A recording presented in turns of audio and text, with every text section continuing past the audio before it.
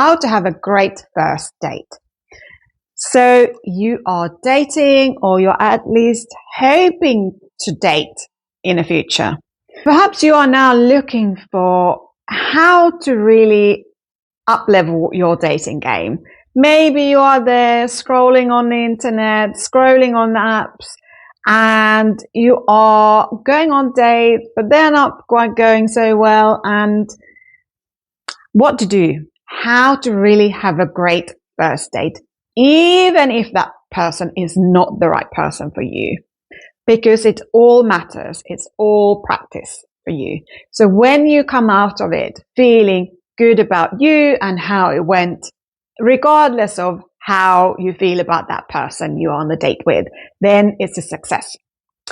So, hi, my name is Dr. Kovanen. I'm a registered psychologist, a relationship therapist, and a coach for men who want to feel more confident in dating and build beautiful relationships in the future.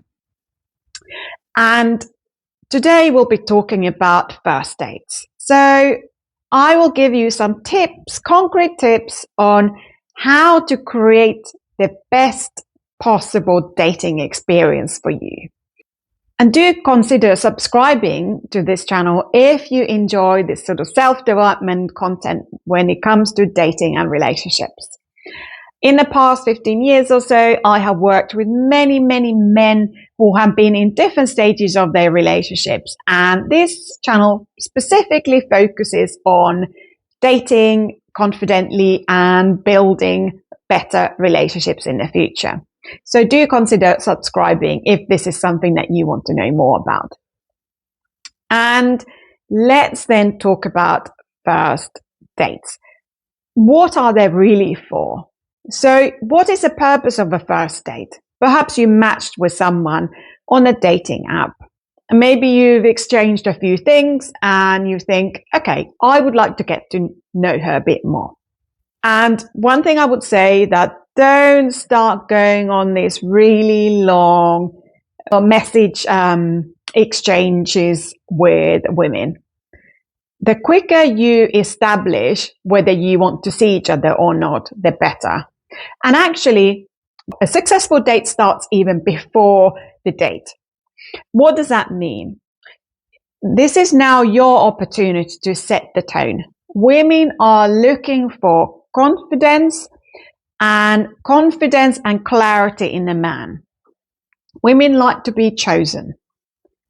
What she really wants to hear is that you very clearly communicate what it is that you want out of this situation. So the purpose of the first date is really to get to know each other a little bit, to test out, is there really scope for getting to know each other even more? Can we relate?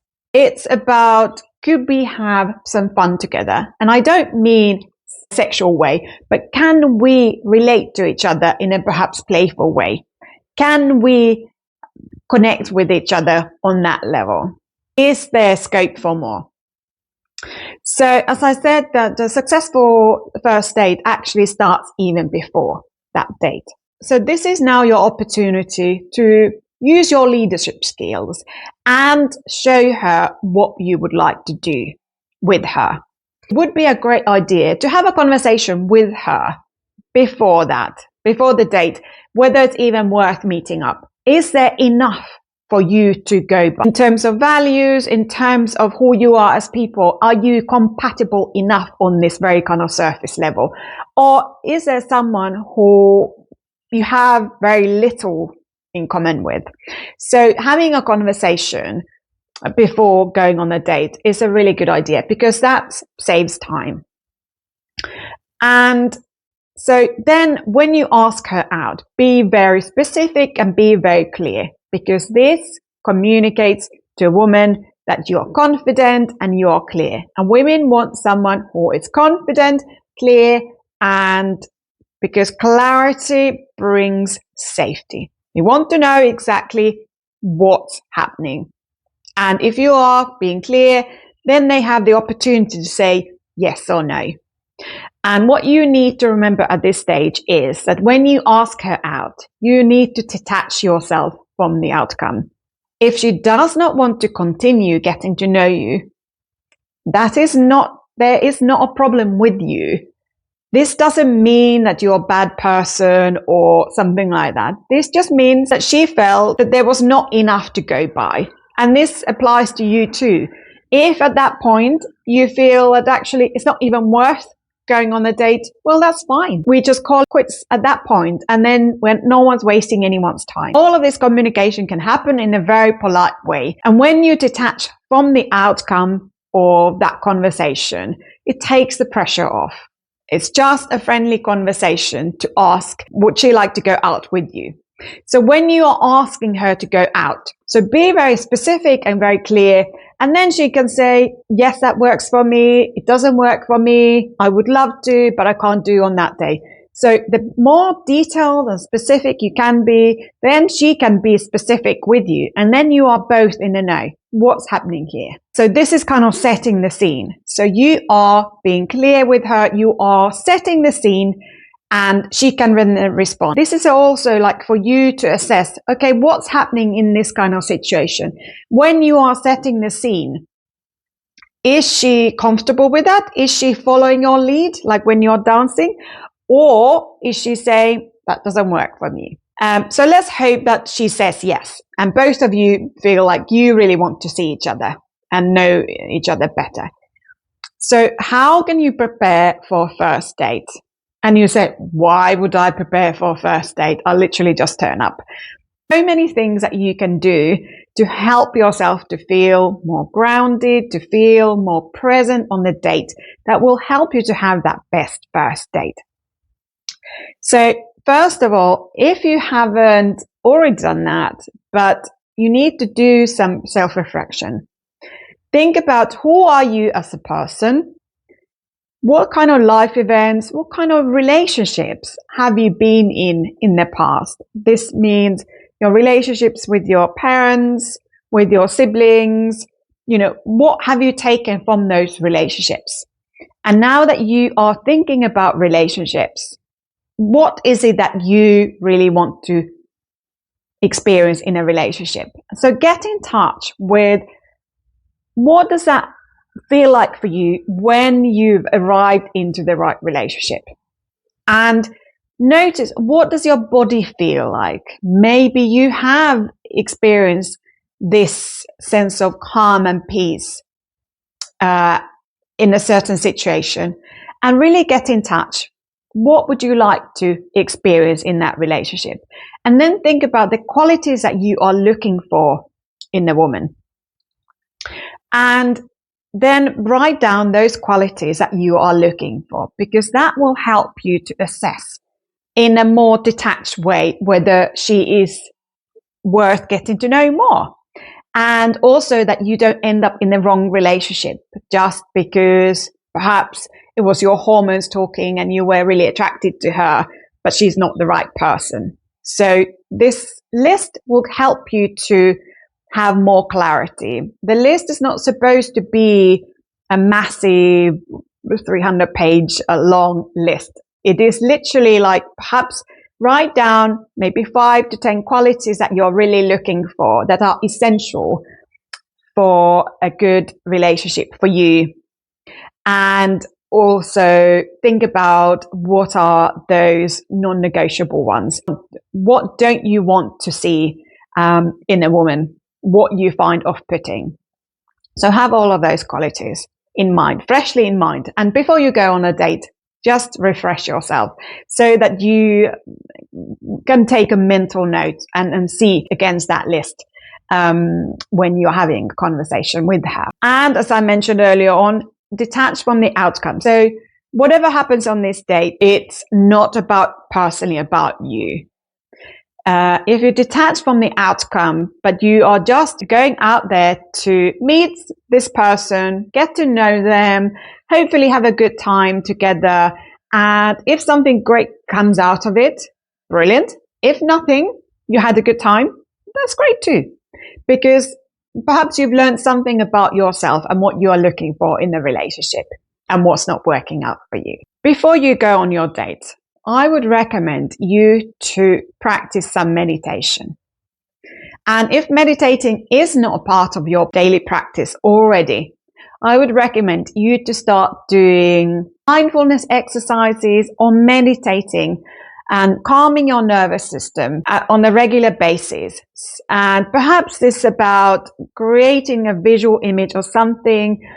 Maybe it's a pleasant experience you've had, maybe on a holiday when you were lounging on the sun lounger or something like that. And you keep repeatedly going back to that calm state that you experienced.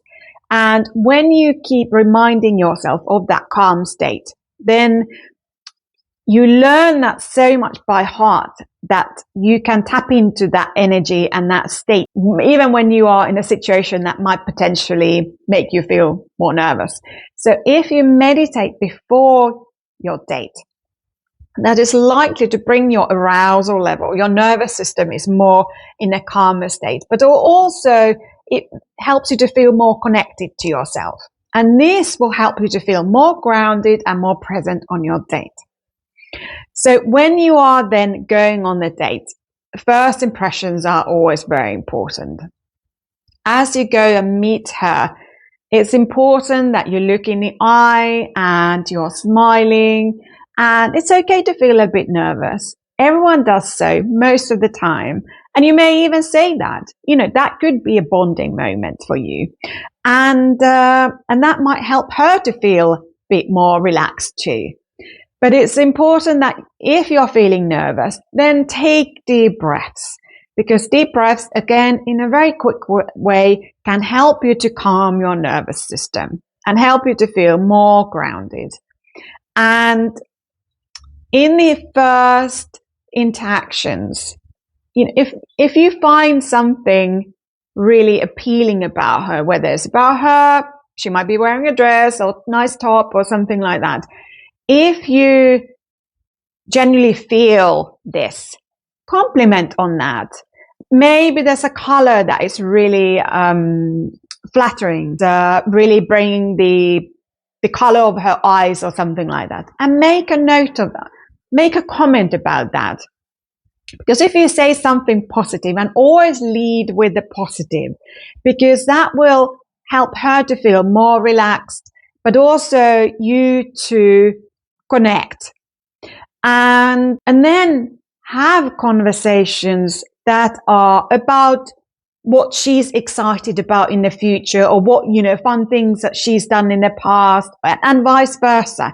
And you can talk about these experiences that have been really great and lovely for both of you. And these can be a great way of bonding, but it's also keeping the conversation quite upbeat.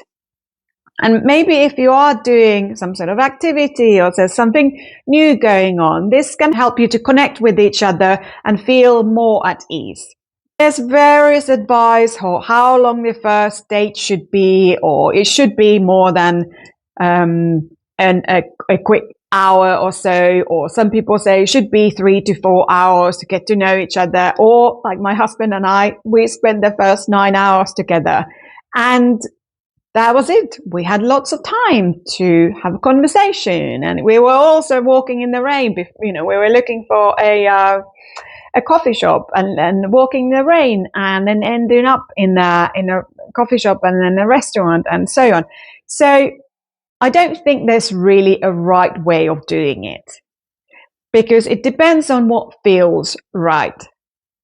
But you need to really be able to be present and feel the energy and how that is going for you. So on the date, generally be interested in her. Women like to talk. If you're worried about that, how's the conversation going to go?